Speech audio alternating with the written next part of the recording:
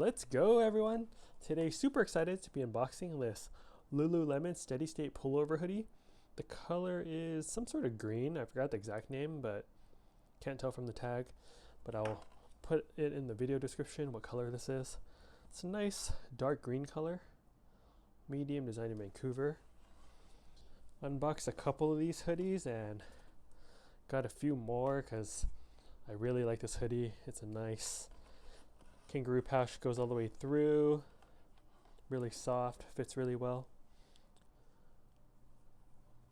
Definitely one of my favorite hoodies lately. Great for the winter season.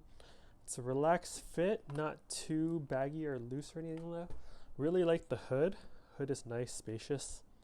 It's not like tight on your head when you wear it, even if you're wearing like a beanie or a hat. So really liking the hood. Here's the back of it.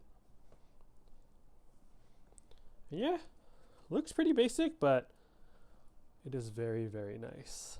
Alright everyone, thanks for watching. Hope you're all doing well, and I'll catch you all for the next unboxing video. Later.